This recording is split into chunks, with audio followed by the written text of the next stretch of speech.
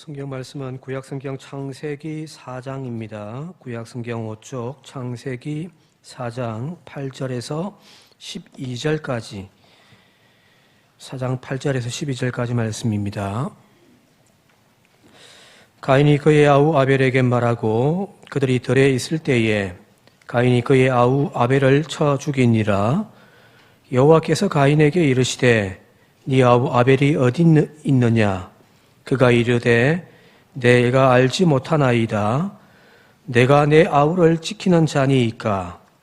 이르시되 네가 무엇을 하였느냐? 네 아우의 핏소리가 땅에서부터 내게 호소하느니라. 땅이 그 입을 벌려 네 손에서부터 네 아우의 피를 받았은즉 네가 땅에서 저주를 받으리니 네가 밭을 갈아도 땅이 다시는 그 효력을 내게 주지 아니할 것이요 너는 땅에서 피하며 유리하는 자가 되리라. 아멘.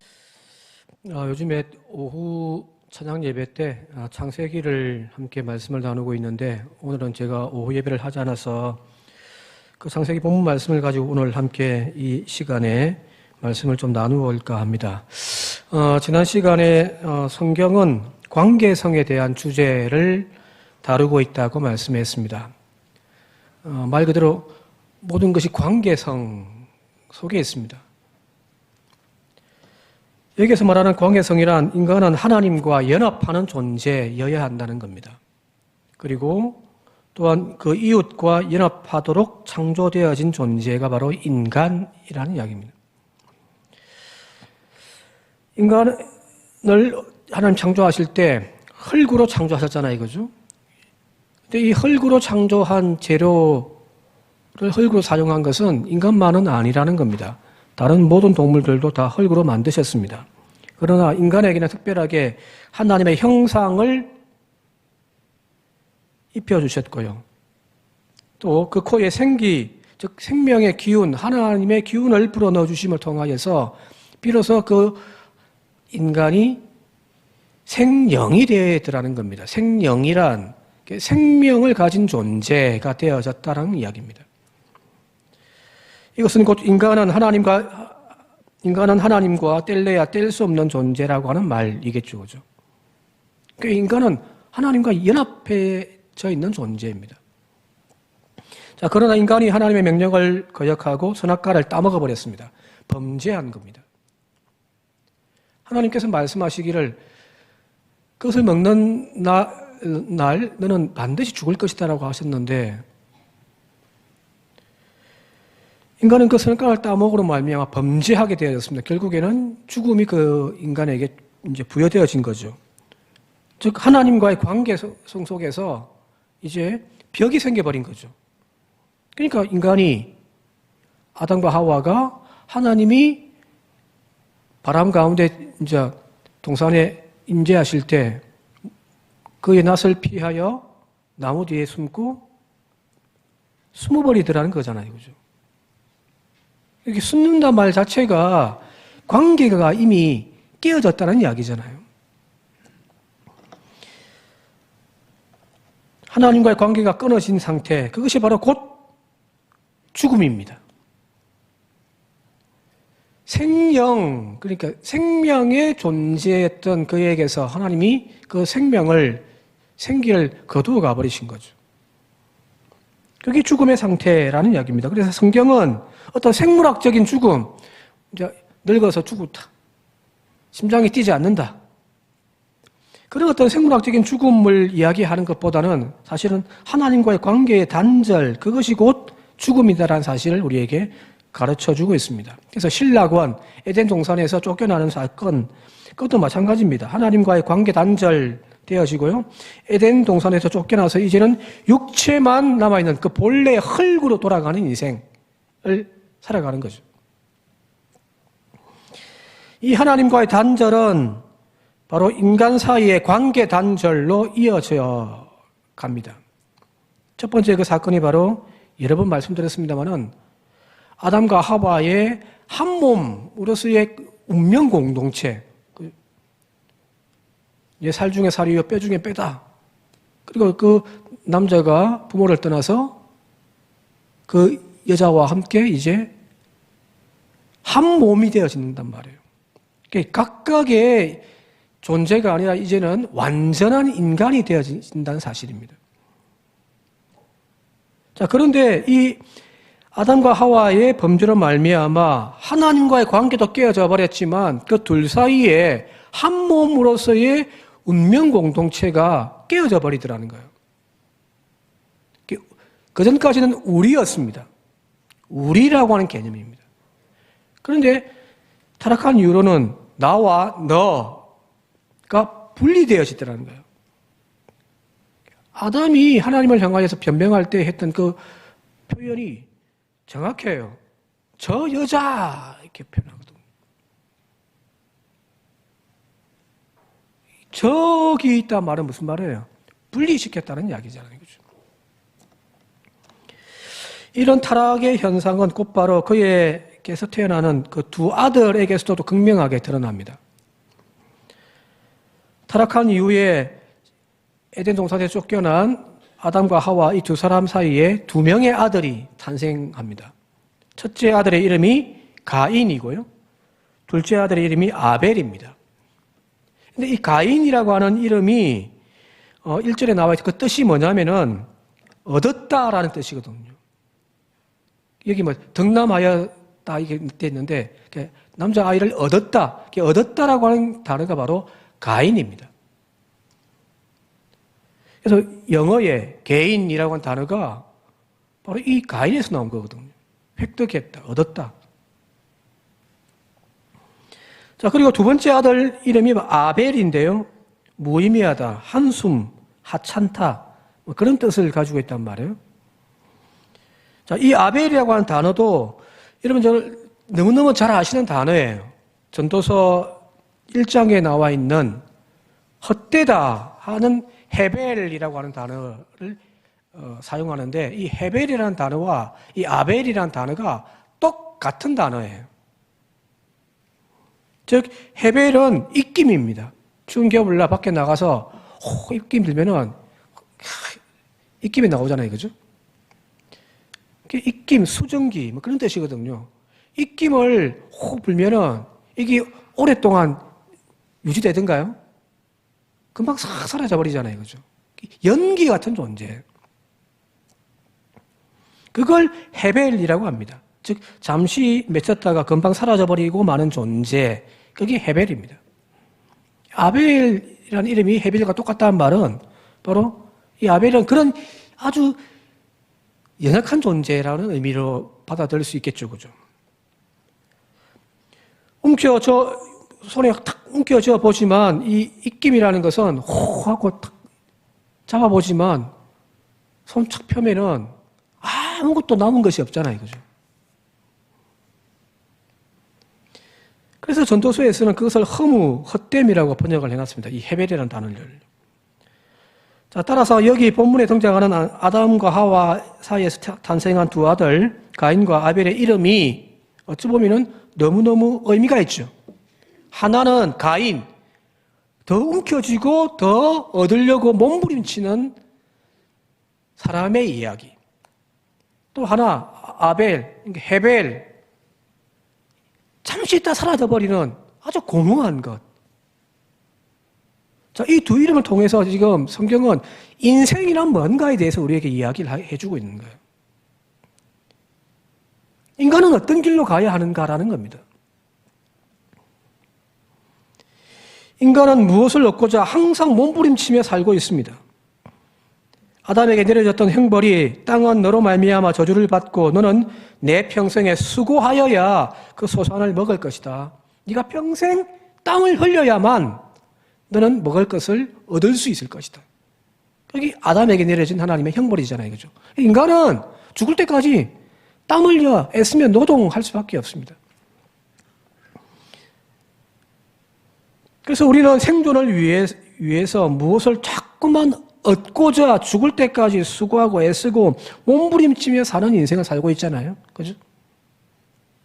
즉, 우리는 지금 가인의 인생을 살고 있습니다. 얻어야 하는 거. 땅을 파야 하는 거. 그래서 지금보다 더 나은 삶을 살기 위해서 더 많은 것들을 움켜줘야 한다라고 하는 강박점이 우리들 가운데 우리를 날마다 괴롭히잖아요. 이것 갖고 안 되는데.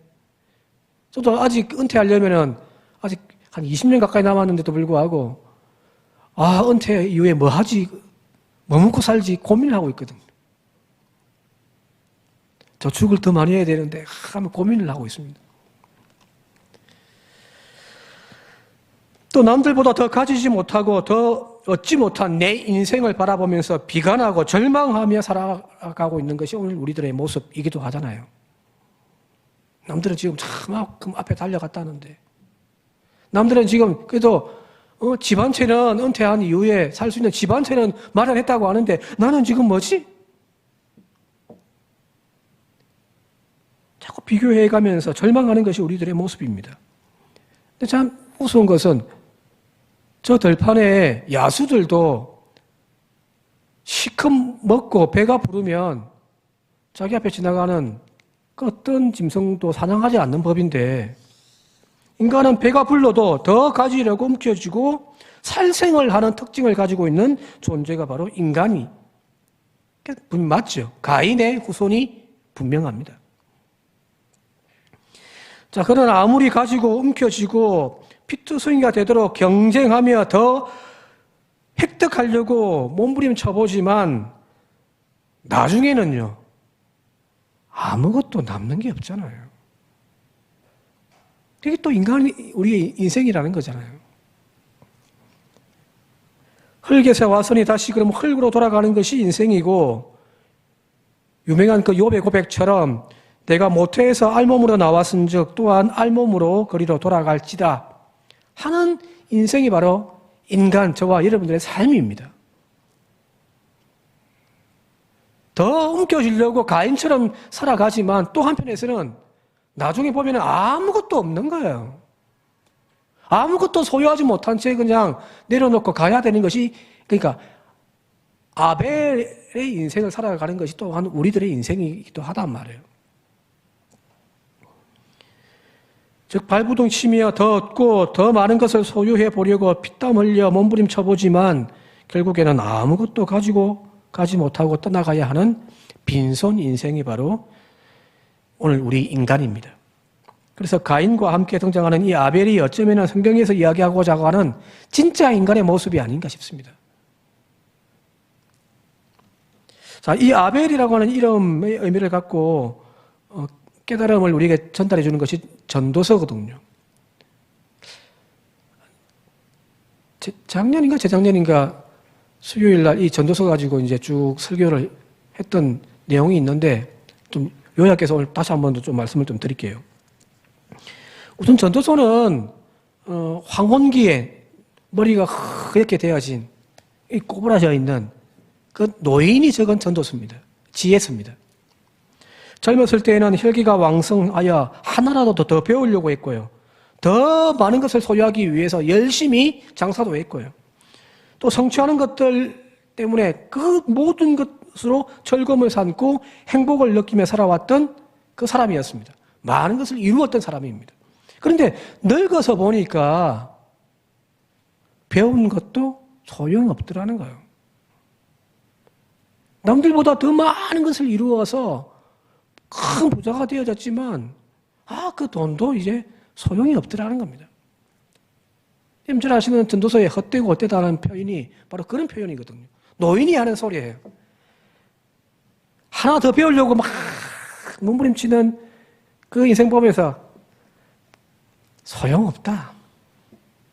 더 좀 많이 벌어가지고 더 큰 집 살려고 막 발부둥치는 그 사람들의 인생을 보면서 노인네가 아이고 그것도 헛된 짓이다.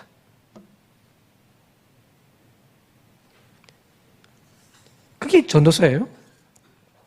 그 젊은 날의 가인처럼 더 많은 것을 얻고자 몸부림쳤던 그 모든 것들이 늙어서 이제 아무것도 없는 헤벨처럼 여겨지더라는 거예요. 움켜졌는데 막상 보니 아무것도 없더라. 헤벨이더라.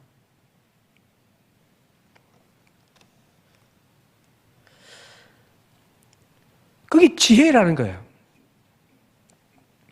자, 우리가 기존에 전도서를 읽으면서 이 헛됨이라고 하는 말, 헛되고 헛되니 모든 것이 헛되다.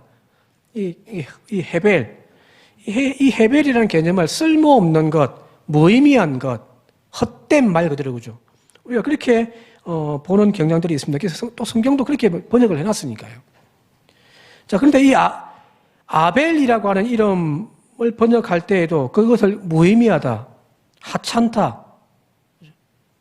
이 둘째 아들 이름이 아벨인데 하찮은 놈이에요. 뭔가 부족한 놈이에요. 연약한 인생이더라는 거예요. 우리 그렇게 해석을 합니다. 자, 그런데 이 헤벨을 이런 관점으로 헛되다, 쓸모없다, 무의미하다, 하찮다 이렇게 바라보게 되어지는 것은 좋고 나쁨의 가치 판단이 거기 들어가 있잖아요. 그죠? 그죠? 아, 이거 쓸모없는 거다. 이미 이건 가치 판단이 들어가 있는 거잖아요.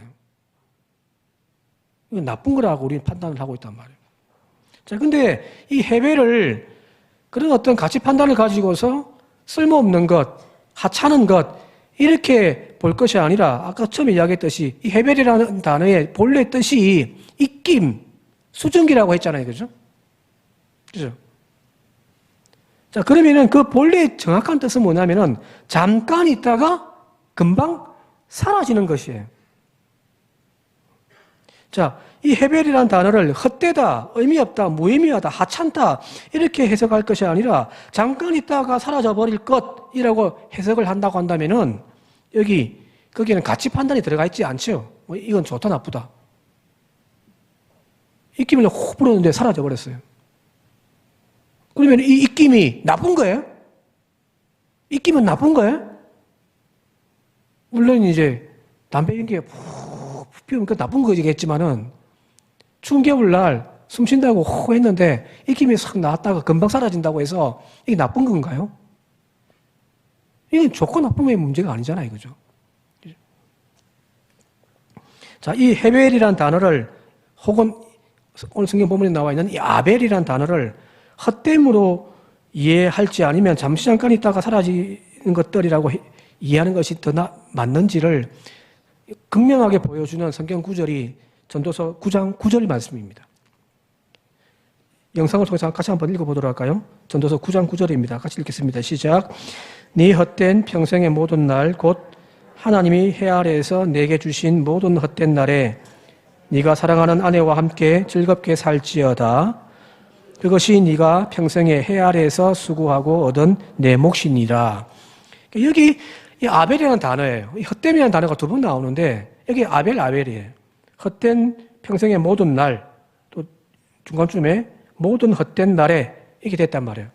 자, 그러면은 우리가 살아가고 있는 모든 평생, 모든 날들이 다 쓸모없고 헛되다, 무의미하다, 하찮다 이런 의미인가요? 자, 이 본문을 정확하게 이해하려면은 이 헤벨이라는 단어를 좀 싹 빼놓고 읽어보면 돼요. 다시, 여기 갈로가 아까 있었던 헤벨입니다. 아까 헛된이란 단어예요. 이걸 그냥 갈로 쳐버릴게요. 같이 한번 읽어보겠습니다. 이 갈로는 읽지 말고요. 같이 한번 읽어볼까요? 시작. 네 평생의 모든 날, 곧 하나님이 해 아래에서 내게 주신 모든 날에 네가 사랑하는 아내와 함께 즐겁게 살지어다. 그것이 네가 평생에 해 아래에서 수고하고 얻은 네 몫이니라. 자, 이 맥락에서 어떻게 살아라는 거예요? 이 쓸모없는 평생의 날들 그냥 우울하게 절망하며 살아라는 이야기인가요? 아니에요. 지금 네 옆에 있는 그 마누라와 알콩달콩 행복하게 살아라는 거예요. 그죠? 그죠? 이 헛됨이라는 단어를 이 날이라고 하는 이 개념을 수식하고 있는 헛됨이라는 단어를 빼버리면 그 모든 날에 하나님이 해 아래에서 네게 주신 그 모든 날에 사랑하는 아내와 즐겁게 살아라는 거죠. 그죠?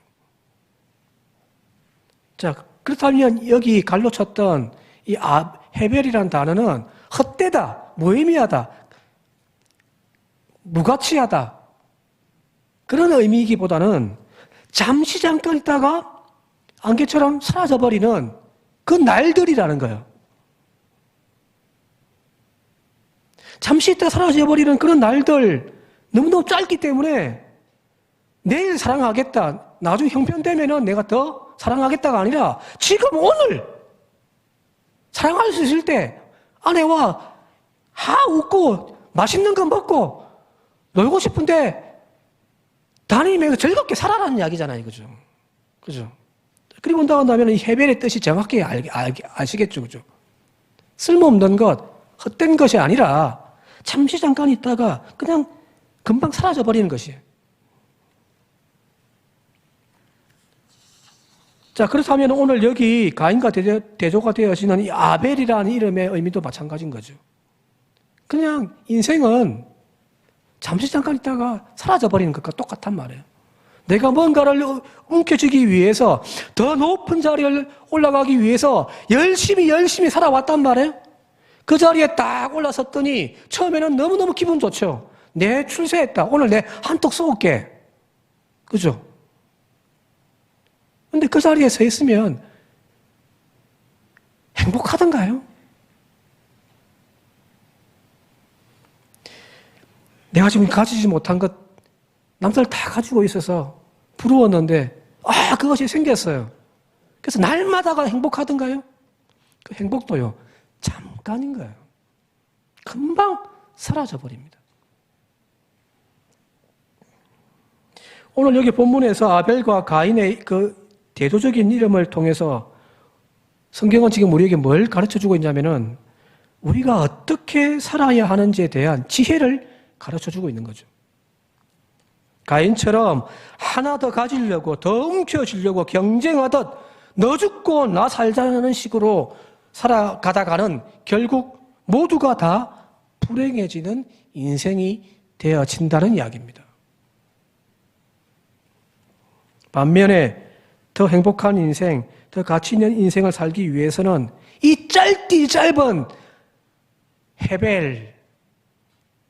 헤벨로서의 인생에서 서로 더 앞서거니 뒤서거니 하면서 뒤도 돌아보지 않고 경쟁하며 달려가는 인생이 아니라 옆에 한번 돌아보자는 이야기입니다. 이 짧은 인생 먼저 달려간다면 무슨 소용이 있습니까?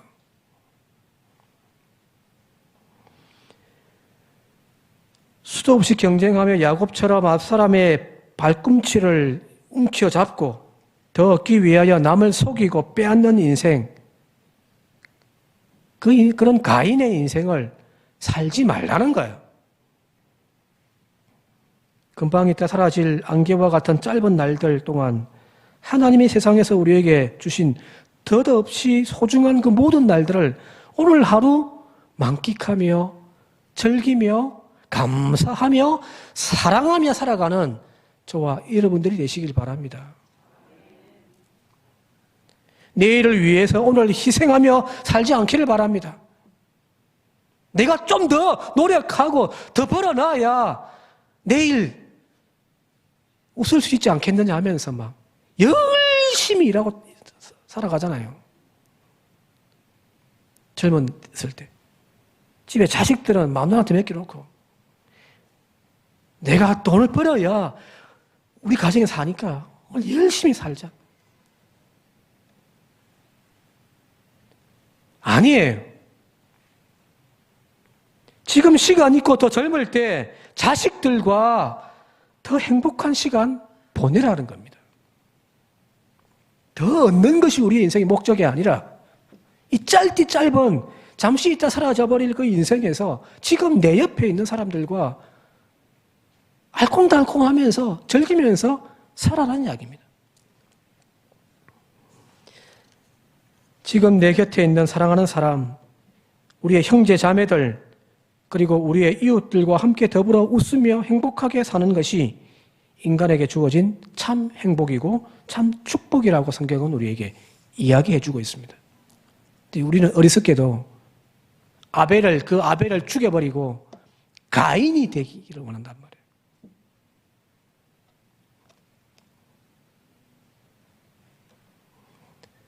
창세기 4장의 이야기는 바로 오늘 우리가 왜 이리도 행복하지 못하고 날마다의 삶이 마치 전쟁 여겨지는지에 대한 그 답을 우리에게 주고 있습니다. 헤벨로스의 인생을 살면서 서로 돌아보고 공존하면서 나와 너가 따로 떨어져 있음이 아니라 하나라고 하는, 우리라고 하는 그런 관념으로 살아야 되는데 그게 아니라 그 헤벨을 들로 때리고 나가가지고 거기서 돌로 쳐 죽여버리는. 네가 제거되어져야 모든 사랑을 내가 홀로 다 소유할 수 있단 말이에요. 가인할 수 있단 말이에요. 인간의 역사는 바로 이런 가인의 역사였습니다. 근데 이제 4장 읽었는데요. 4장 이후로 나오는 쭉 11장까지 이야기가 다 이 가인에 대한 이야기들입니다.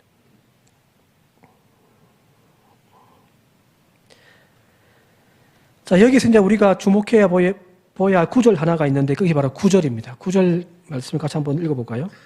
창세기 4장 9절입니다. 시작. 여호와께서 가인에게 이르시되 네 아우 아벨이 어디 있느냐? 그가 이르되 내가 알지 못하나이다. 내가 내 아우를 지키는 자니이까. 하나님이 네 아우 아벨이 어딨냐?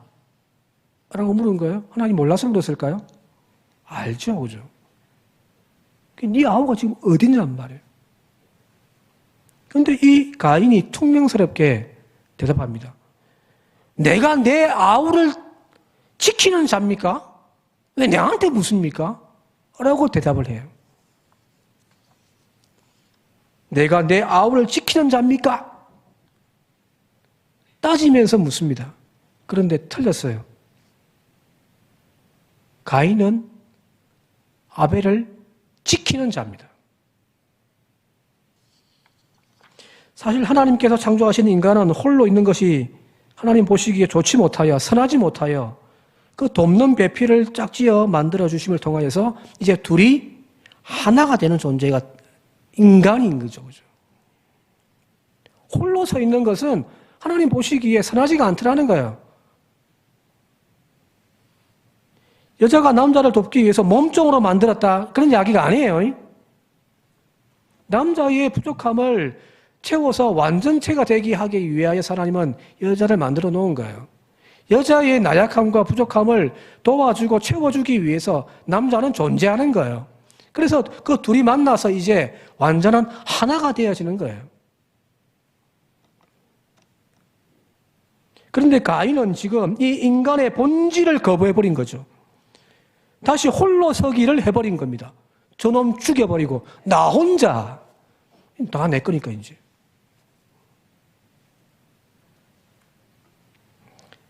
가인은 그 완전한 것을 거부해버리고 혼자의 삶을 선택하였습니다.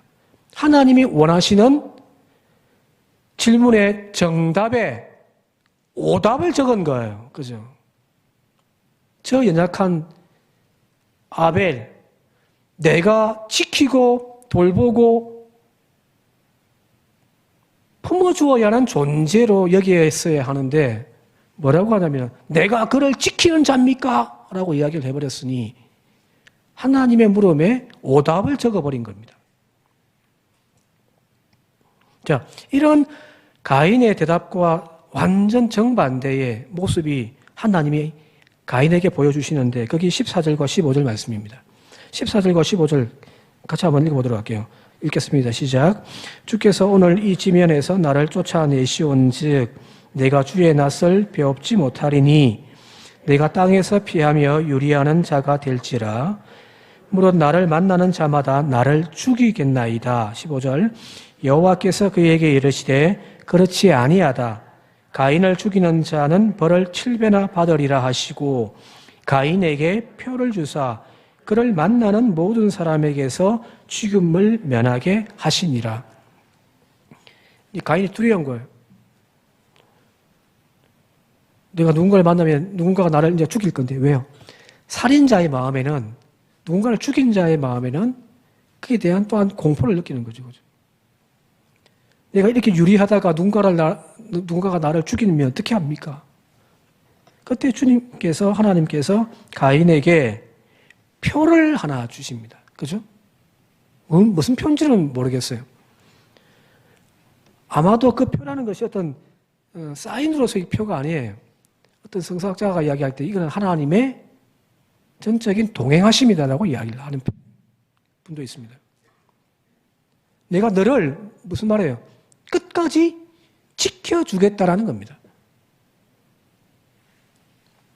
그래서 너를 만나는 모든 사람에게서 내가 너를 죽임에서 면하게 하여 주겠다라는 겁니다. 자, 비슷한 이야기가 이미 앞장에 타락한 하와와 그 아담에게도 하나님이 똑같은 일을 하시는데 거기 3장 21절 말씀입니다. 제가 읽어드릴게요. 여호와 하나님이 아담과 그의 아내를 위하여 가죽 옷을 지어 입히시니라. 그죠?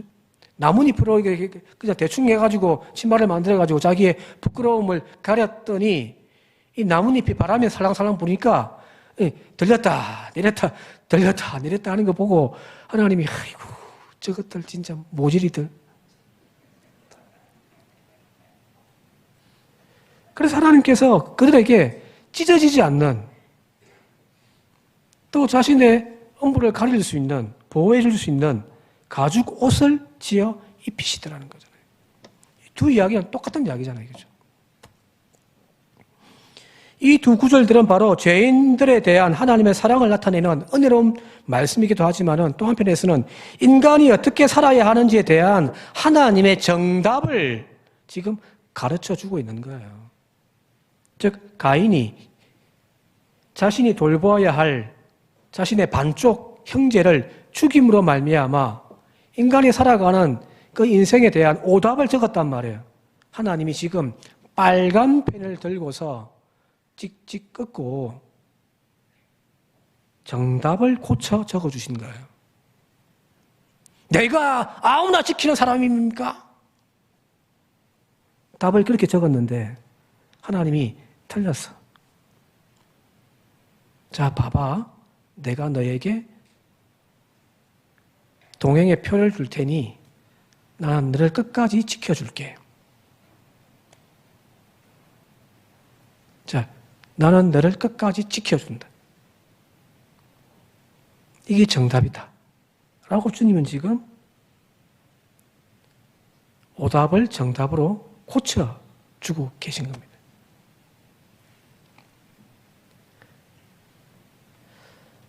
가지고 죽임을 면할 표, 그것이 하나님이 원하시는 정답이라는 이야기입니다. 오늘 우리의 인생도 마찬가지인 거죠. 살겠다고 나 혼자 바둥바둥 거리는 것이 아름다운 인생이 아닙니다. 내 옆에 내 이웃이 죽어가고 있는데 내가 제사장이고 내가 레위인이기 때문에 그거 만지면 안 된다라고 그냥 못 본 척 돌아가 버리는 그런 인생 살아서는 안 된다는 거예요. 그래서 예수님의 가르침처럼 선한 사마리아인이 그를 상처를 아메어 주고 그를 싣고 가서 여관에 모시고 가서 지극정성으로 보살펴 달라고 돈을 지불하고 내가 돌아오는 길에 돈 모자라면 내가 끝까지 다 지불할 테니 이 사람 살려달라고. 일면식도 없는데요. 그게 바로 하나님의 백성이라는 겁니다. 이 예수님의 선한 사마리아인의 이야기, 이 이야기는 첫 번째 율법 교사가 예수님을 찾아와서 던진 질문에서부터 시작되거든요. 어떻게 하여야 영생을 얻을 수 있습니까? 다르게 좀 바꾼다면 어떻게 하여야 하나님의 나라의 백성이 될 수가 있습니까? 예수님의 답은요. 누가 이 강도 만난 자의 이웃이냐? 라고 대묻거든요. 너 그렇게 살고 있냐라고 대묻는 거죠. 나 혼자 살겠다고? 나의 거룩함을, 나의 모든 것을 지키기 위하여 못 본 척하고 지나간다고 하나님의 백성이 되어줄 수 없다는 거예요. 그러나 가인인 거예요. 오히려 하나님이 다시 답을 수정해 주죠. 사마리아인처럼 돌보아라. 이제 말씀 정리하고 마치도록 할게요. 중국의 유명한 외관 문화라고 하는 것이 있습니다. 외관. 이 외자란 말이 둘러싸다, 에워싸다라는 말이거든요. 그리고 관자는 볼 관자입니다. 무슨 말이냐면 지금 큰 위기에 처해 있는 사람이 있는데 근데 중국 사람들은 그냥 주변에서 지켜만 봅니다. 도와주는 사람 거의 없습니다. 오늘 집에 가셔가지고 한번 유튜브에서 한번 검색해 보세요. 중국의 외관 문화라고 치면은 영상 몇 개가 뜨는데 놀랍습니다. 도로 한복판에 여자가 반시신이 되어져가지고 남자가 머리채를 잡고 도로를 그냥 가로질러서 질질 뜯고 가고 있는데 아무도 와서 도와주지 않습니다. 그 옆에 공안, 경찰이 있는데 경찰이 그거 보고 어슬렁어슬렁거리면서 그냥 가버립니다. 이 외관 문화.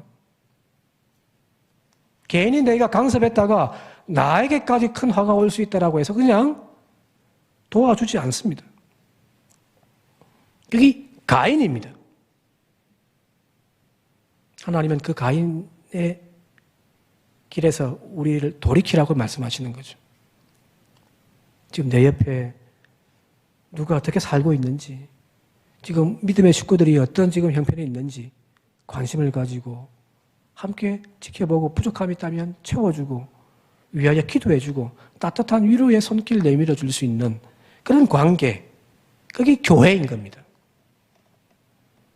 나 혼자 그냥 교회 왔다 갔다 혼자 신앙생활 하는 거요? 그거는 신앙생활이 아닙니다. 아, 설교 듣고 와서 오늘 은혜 받았다고요? 아니에요.